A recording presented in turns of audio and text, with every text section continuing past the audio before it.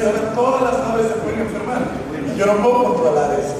O sea, la gente dice, no, primero para no vacunar. ¿Cómo usted va a hacer con todos los pajaritos que andan por ahí, que se meten en la granja? Ese es el gran problema. ¿Ya? Y pues los mamíferos que han, todo esto lo mencionó el colega Carlos previamente, que ha habido altas mortalidades en gatos domésticos, en lobos marinos, en nutrias, y él mencionó también el problema que hay ahora en Estados Unidos, que el virus de las gallinas se está pasando al de las aves y que realmente se encuentra en la leche. Pero eso también es verdad, la pasteurización es un virus, y la vaca no se enferma como la gallina. ¿Ok? Muy bien, pero la gallina sí es altamente susceptible, especialmente cuando se encuentra con este virus H5N1, que nos explicaron también la importancia del clado 2, 3, 4, 4. Yo les voy a hablar un poquito porque a mi modo de ver hay que tocar, esto yo me llamó mucho la atención. Cuando empezaron los problemas de influenza aviar en América Latina, eso salió publicado. Y en Ecuador, una niña de 9 años es la primera persona contagiada con ese virus. No sé si han habido otras personas aquí en el país que se contaminaron, pero eso salió publicado en la prensa internacional. Bueno, el virus de influenza puede cambiar de dos maneras. También el previo speaker. Se combinan virus diferentes con H5N1 con H5N8, intercambian sus hemoglutininas y neuraminidades y aparece un virus nuevo. Por eso fue que apareció el H5N1. Él no empezó con H5N1, empezó con otro virus y fueron intercambiándose entre ellos y dio el nacimiento de este virus. Pero la manera más usual del virus ir mudando es lo que llaman en inglés drifting, que es como ir flotando, cambios pequeños, y hacen que aparezcan pequeñas mutaciones que, como ustedes ven aquí, antes de por allá por los 90 no existía eso de los clados. Había un solo virus, el virus era bastante estable, pero poco a poco, tal vez por la vacunación, fueron apareciendo como subfamilias de los diferentes virus. Vean esto como todos los mismo color. Usted empieza con un blanco, ese blanco se va poniendo más oscuro y al final llega un negro. Si llegó el color negro, ya ese virus es totalmente diferente. Pero si tiene un blanco hueso, un blanco aperlado, o sea, son todos matices del mismo color y pertenecientes a la misma familia. Y en los últimos años han ido proliferando estos clados que se han hecho hoy más populares. Entonces, como ven, el virus es un objetivo de movimiento y eso hace que sea muy difícil de controlar. Bueno, aquí se mencionó el clado 23444B para que vean del 2008 al 2022 cómo los clados han ido cobrando importancia. El clado 23444B se volvió importante a partir del 2020 en adelante.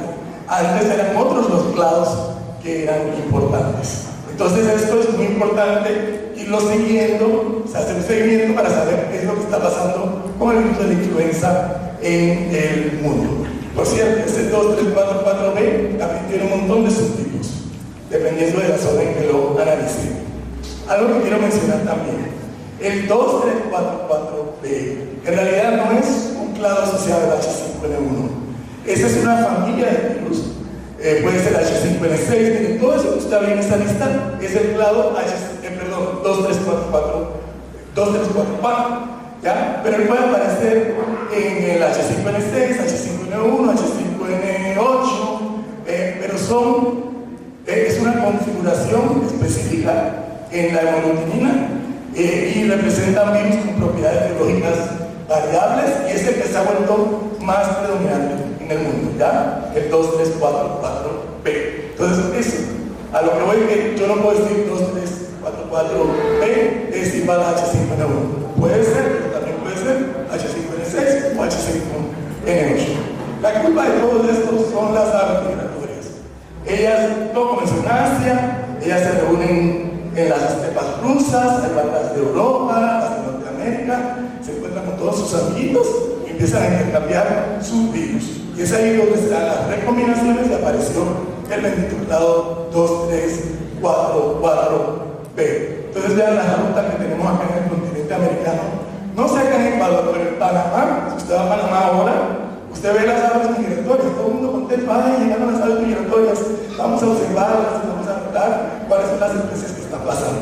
Es bonito, yo lo único que veo es influenza aviar. Porque ahorita, yo creo que aquí puse un video, eso es en mi casa. A ver si esto comienza solo. Ahora que darle un clic, ahí va. Son miles de pájaros volando que vienen de Norteamérica. ¿Y para dónde vienen? Para acá, a Ecuador, a Bolivia y a Perú. Y esos pájaros son los que les traen el regalito, el H5N1 y tal vez otras cosas. Esto no se puede controlar. ¿Okay? Bueno, esto fue, ya lo comentaba el colega, el año pasado todos los brotes que tuvieron y reportes en muchas partes del mundo, siendo el H5N1 el principal, y este año como que la cosa se ha calmado un poco. Han habido reportes acá en Ecuador, en Perú, principalmente en Bolivia. Esos que aparecen ahí cuando yo tomé los datos de México, Guatemala, probablemente sea H5N2. Pero sí, la situación está más calma, pero las aves migratorias seguirán migrando. Así que no sabemos qué es lo que va a pasar en el futuro. Hay que estar muy alerta. Bueno, la vacunación gubernamental. Yo no estoy aquí para decir que tienen que vacunar. No, es una herramienta. Ayer hablaba el colega Carrasquel, hoy de mañana el colega Ricardo Muñoz, de la importancia de la influenza aviar, de la bioseguridad. ¿Ya? Entonces, la vacunación es una herramienta más. No, cuando usted comienza a vacunar, no quiere decir que usted tiene que vacunar al sécula secular. Si usted controla el problema de la influenza aviar y pueden utilizar para esto las vacunas, llegado el momento, con los monitoreos que están haciendo acá, que ya vi que están analizando los suelos, que pueden llegar a concluir esta zona ya está libre. Entonces, simplemente deciden eliminar la vacuna de su plan de contención y basarse solamente en un monitoreo, porque en ese momento, en esa zona, ya no hace falta o no necesitan vacunar. Entonces, no es algo con lo que yo tengo que vivir hasta el final de los siglos. ¿Ok? Entonces, ¿qué yo quiero obtener con la vacunación? Inmunidad de rebaño, igual que con el COVID. Ya no todo el mundo está vacunado, se vacuna, pero todo el mundo tiene un nivel X de protección contra el COVID. Bueno, lo mismo queremos para la influenza aviar, que la población, la zona donde yo tengo gallinas, las aves tengan un nivel mínimo de protección contra la influenza aviar para que no se mueran. Y esto yo puedo enfocarlo más a la ausencia de signos clínicos. Si soy tal vez un poquito más estricto, me voy a la ausencia de expresión del virus. Porque es cierto, las vacunas son muy buenas. Las vacunas, ave vacunada hoy en día, con las vacunas que tenemos hoy en día, muy raro que se enfermen. Yo diría que no se enferman. Va a haber una expresión viral, puede haberla, puede no haberla. Puede ser muy poquita, puede ser regular, puede ser por menos días, puede ser por más días. Y otra cosa también muy importante, cuando yo vacuno a las aves, yo voy a levantar el nivel que necesita el virus para penetrar. Lo dijo el doctor Muñoz esta mañana. Yo necesito un ave vacunada contaminada, excreta 100 veces menos virus que un ave no vacunada. Entonces con eso yo bajo la carga viral a nivel de campo. También eso es algo importante para los trabajadores de la agricultura. Se mencionó aquí, las personas no podemos contaminar. Si usted tiene lamentablemente los receptores para ese virus, usted se contamina y se muere. Yo tuve un colega que murió de H7N7. Fue una gran muestra de sangre, una semana después muerto. ¿Y qué salió un pulmón de señor? H7N7. Él se ganó la lotería porque tenía los receptores para ese virus en particular. Entonces, uno también tiene que tener cuidado con esto. Yo vacunando, yo reduzco la carga viral del ambiente y también por salud pública es algo importante. Bueno, miren, 1 gramo, hablando de la bioseguridad que decían los camiones que van de un lado para el otro, 1 gramo, esto lo hicieron los italianos, de material fecal contaminado es suficiente para infectar de 10 a 100 millones de aves. Entonces, para que ustedes tengan la idea de lo que representa la presencia de virus en las heces de aves infectadas, ¿ya? Y teniendo las condiciones, el virus puede vivir por meses. Bueno, vacunando yo voy a crear un colchón de aves infectadas, zonas no infectadas, voy a proteger zonas libres, pero de alto riesgo, y la puedo utilizar para repoblar zonas que estuvieron previamente infectadas, donde hubo una eliminación de las aves, y yo quiero asegurarme de que si las voy a repoblar, no corran el riesgo de contaminación. Entonces, más o menos esto aquí, si tengo un brote, se puede hacer el sacrificio sin movimiento de aves, en un radio de 5 kilómetros y alrededor yo vacuno en 20 kilómetros todas las granjas para ir creando un muro de contención y que el virus no se me escape a otras zonas. Ahora quiero hablar un poquitito resumidamente de las vacunas. ¿Por qué? Cuando a mí me venden algo, a mí me gusta saber por qué yo compro algo. Una refrigeradora. Usted va a comprar una LG o va a comprar una Mave. No, que me dijeron que la maestra está más barata, sí, pero ¿qué tiene? ¿Por qué está más cara? A ver, explíquenme. A mí me gusta saber por qué yo tomo una opción o la otra. Esto es el objetivo de mi charla, ofrecerles a ustedes una idea de las vacunas que existen a nivel mundial para que ustedes, cuando tengan que tomar una decisión, lo puedan hacer de una manera mejor, con mayor información. Bueno, las primeras vacunas, las vacunas inactivadas, simplemente se agarra el virus, se inactiva y ¡pum! Ave bien protegida. Pero esto tiene un problemita. Este virus, con el tiempo, hay que buscar la homología, ya lo hablaba también el colega que habló antes de mí. Entonces, con el tiempo, se van apareciendo los clados, los matices diferentes del mismo color, y ya la protección que tiene esa ave de la vacuna ya no te cubre. Entonces, hay que estar constantemente actualizando el virus para tener un buen nivel de protección. Entonces, la homología, cuando se utilizan este tipo de vacunas, es muy importante. Tenemos otros tipos de vacunas inactivadas, que se llaman de genética reversa. Ahorita vamos a ver qué es eso. Y vacunas de sistema de expresión o de baculovirus. Esa acá en México creo que tiene la segunda y la tercera. Bueno, ya lo mencioné. Vamos directo por cuestiones de tiempo a lo importante. Entonces, ¿qué son las vacunas de genética de reversa? Se agarra un virus ya viejo, y simplemente se le altera en su material genético el gen resultante en hemaglutinina y en neuraminidasa. Entonces, con eso, esas son las proteínas importantes, yo tengo un virus actualizado. Y ustedes los van a ver, los van a reconocer, porque estas vacunas normalmente tienen las letras RE por delante. H5N1 RE5 es más vieja que H5N1 RE6, y aquí la más actualizada sería, por ejemplo, RE8. Entonces, estas vacunas son altamente eficaces. ¿Ya? Se utilizan, como les dije, uno le reemplaza el gen de la hemaglutinina, la neuraminidasa, y tenemos un virus actualizado. Pero sigue siendo un virus completo y es un virus inactivado. Como opción tengo como vacuna inactivada que no tiene virus de influenza, solo tiene la proteína, la hemaglutinina. Es un virus, es una vacuna que se elabora en una plataforma de expresión de baculovirus. Esa vacuna también se encuentra acá en el país, acá en Ecuador. Entonces, lo que ellos hicieron fue estudiar. En esa época el H5N1 todavía no era tan importante. El clado importante era el 232, no el 2344. ¿Ya? Entonces estudiaron los 232 que estaban en el mundo y vieron cómo eran esos clados, o sea, esa información, el material genético del clado, y ellos crearon un gen artificial en el laboratorio. Entonces, lo que se coloca en el baculovirus, pues digamos, a ver, que eso no funciona. Ahí tengo 5 hemoglobininas diferentes del mismo clado, y lo que ellos crearon en el laboratorio, una que fuera, que cubriera mejor, que tuviera las características antigénicas importantes de las diferentes formas o variaciones que aparecía ese clado en el campo. Y así fue que se elaboró esta vacuna. Ustedes saben lo que son vacunas vectorizadas.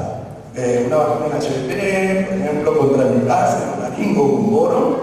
El HPV, que es una vacuna de madre, replica y produce la proteína del otro virus. Entonces, el vector sería el HPV en tal caso. Bueno, en este caso el vector es el baculovirus, pero este no es un virus que ataca ni a mamíferos, ni a aves, él ataca a un insecto. Él ataca a ese señor que está aquí, al cogollero del maíz. Entonces es muy seguro trabajar con baculovirus, porque si hay un escape del virus, usted no se va a enfermar. Los trabajadores no se van a enfermar, simplemente puede atacar el cogollero del maíz. Y se cultiva ese virus recombinante en cultivo de ovario. La foto esta es de un macho porque no encontré la de la hembra, pero igual, a lo que voy es que Esa vacuna que se emulsifica después con un virus de Newcastle se ha probado en muchos países, inclusive contra el primer clado H5N2 de México del año 2004, y en la mayoría de los casos, ahí están los diferentes clados, la protección va entre un 80 y un 100%. Con uno que otro que salió un poquito raro, pero miren, la discreción dependiendo del experimento, de 0 a 7 días, pero a niveles muy bajos. Entonces es una vacuna que aunque no sea H234B, ha funcionado bastante bien contra el 2344B. De hecho, en Francia, la primera vacuna que se introdujo al mercado para la vacunación de los patos fue esta. Y el gobierno hizo todas las pruebas. Y al final, como vieron que la protección era muy buena, decidieron comprar 80 millones de dosis para iniciar la vacunación con este producto. Yo recientemente, hace una semana y media, oí una charla de un francés hablando del éxito de las vacunas de los patos. Él mostraba el mapa de Francia, puro puntito de brote. Después de la vacunación, 3 puntitos en todo el mapa de Francia. O sea que las vacunas realmente están funcionando bien. Ahora ellos también han introducido otra vacuna basada en RNA mensajero, así como la de COVID que nos ponían, y esa también se está utilizando para la vacunación de los patos. Bueno, ya les expliqué esta parte, este es el artículo, si lo quieren leer, ahí está la referencia. Y tenemos, por ejemplo, ya hablamos de las vacunas oleosas, ¿ya? Puede ser clásica, de genética reversa o de maculovirus, y tenemos vacunas vectorizadas. Estas vacunas, algunas tienen ya algún tiempo en viruela aviar. Entonces usted vacuna a la gallina contra viruela, que la tiene que vacunar contra viruela, ¿verdad? Pero esa es una viruela recombinante. Ella, al ser vacunada a la gallina, produce la proteína del virus de influenza también. Y en HPV, esas son, digamos, las más comunes. Y en algunos lugares se utiliza el virus de Newcastle, más específicamente la vacuna viva la SOTA, que se aplica por aspersión, y el virus de Newcastle expresa también, da protección contra Newcastle y también expresa la proteína del virus de influenza. Bueno, las ventajas es que aquí yo estoy trabajando con virus de influenza, el virus recombinante se te va a replicar y provee inmunidad activa contra la enfermedad para la que funciona, más el inserto que se le puso contra la influenza aviar. Y la gran ventaja que tienen estas vacunas es que podemos utilizar lo que llamamos la estrategia del DIVA. Pues ¿qué es DIVA? ¿Ya? DIVA viene del inglés, diferenciar aves vacunadas de aves infectadas. Y eso fue contundente para la aprobación de las vacunas de influenza en Europa. ¿Ya? Ellos, si no podían hacer DIVA, o sea, monitorear cuando una ave vacunada se infectaba, no aprobaban la vacuna. Y por eso aprobaron la vacuna, la que le acabo de comentar, el maculovirus, porque esa es solo una proteína. Entonces, ¿cómo funciona más o menos esto? Este sería el virus de influenza completo, ¿verdad? Entonces, si el ave vacunada se infecta con un virus de campo, ella va a producir anticuerpos contra todas las proteínas, no solamente la monoglobina. Aquí usamos un ELISA competitivo que en el plato está cubierto con el antígeno, con la nucleoproteína. Como una vacuna de maculovirus o una recombinante no tiene el virus completo, yo jamás en esa ave vacunada puedo encontrar anticuerpos contra la nucleoproteína. Si lo encuentro porque la gallina se encontró con el virus completo de campo. ¿Ok? Entonces, se hace la prueba, esos anticuerpos de la infección se pegan a la nucleoproteína. Cuando yo vengo con mi anticuerpo que tiene como, ellos llaman un label, una etiqueta, para ver la reacción, el anticuerpo no se puede pegar, porque ya ese espacio es ocupado por los anticuerpos de la infección, pero sí se pega en el área negativa. Y allí, cuando se pone el reactivo, se da la reacción. Entonces, las aves negativas son las que van a reaccionar en la prueba de ELISA. Y las que no reaccionan es porque ya tenían anticuerpos y se enfrentaron con el virus de campo. La parte de laboratorio, de repente ustedes no la pueden hacer, es complicada, pero hay una manera fácil de hacerla sin tener que hacer todo este tipo de listas. Simplemente coloquen en aves, en un galpón con aves vacunadas, usted pone un grupo de aves bien marcaditas que no tengan vacunación. Y ustedes van a monitorear estas aves, tomar muestras de sangre, si se mueren, hacer los PCRs y buscar la presencia de virus de campo en sus centímetros. Es una manera, digamos, menos complicada, costosa, más fácil tal vez de hacer ese monitoreo. Bueno, ya se los dije. Ya vimos que el virus de la influenza aviar necesita introducir en las aves material genético. Para eso utiliza la hemaglutinina y ahí comienza el proceso infeccioso. Ya sé que el gen, sabemos dónde está ese gen, ¿verdad? En teoría podemos extraerlo y utilizarlo o crearlo artificialmente en el laboratorio. Y ese gen va a resultar en la producción de la hemaglutinina. Lo introduzco en un HBT en este caso, y el HBT se vuelve un HBT recombinante que, si yo vacuno con esa vacuna, va a producir la proteína del virus de influenza, la hemaglutinina, y como esta es una proteína, va a ser reconocida por el aparato inmunológico, y cuando produciendo anticuerpos, y cuando viene el virus de campo que va a infectar a mi gallina, esas hemoglutininas van a ser bloqueadas, y con eso yo paro el proceso infeccioso. Más o menos así que funciona este tipo de vacunas.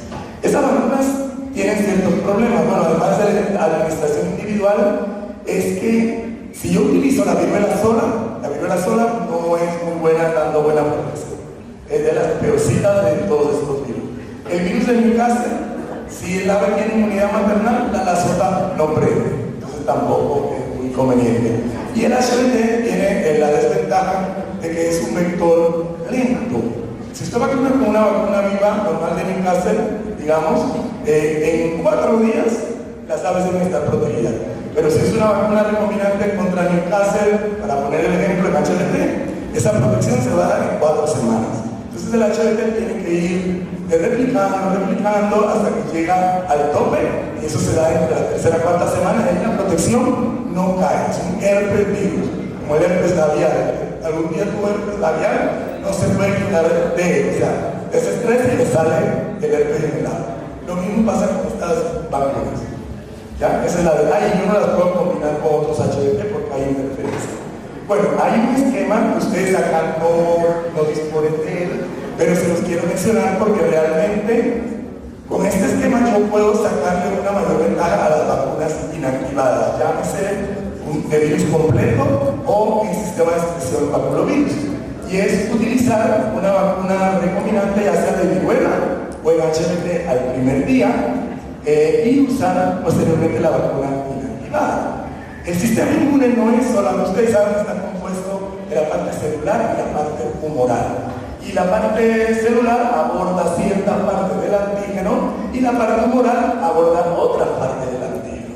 Entonces, cuando usted solo pone la vacuna inactivada, usted estimula la parte humoral. Él solo puede activar ciertas cosas que van a resultar en la producción de anticuerpos. La parte celular, sí, no la estoy estimulando bien. Entonces, para que la música suene bien, no es solamente escuchar el tambor, el violín, todos los instrumentos deben estar funcionando bien. Y eso se consigue con el concepto que le llamamos primus, ¿ya? Estimulo la parte de inmunidad celular y la parte de inmunidad humoral. Y aquí tengo un ejemplo de México de hace muchos años. Mire, el primer cuadro se utilizó solo la vacuna de viruela. Los títulos, pésimos, porque no tengo virus completo, solo tengo la hemaglutinina. Y acá tengo una vacuna emulsionada, ¿ya? Que se aplicó a los 15 días. Y vean los niveles de anticuerpo. Y en el centro tienen el programa combinado, viruela más emulsionada. Y las columnas negras reflejan que realmente la misma vacuna emulsionada resulta en un nivel mayor de anticuerpos. Entonces eso se los dejo ahí para que lo consideren, y este es otro trabajo en donde se muestra que el usar la vacuna recombinante HBT junto con una vacuna inactivada, en este caso de reversa, genética de reversa, dio los mejores resultados. Por si les interesa. Bueno, ya lo mencioné, este resulta mejor.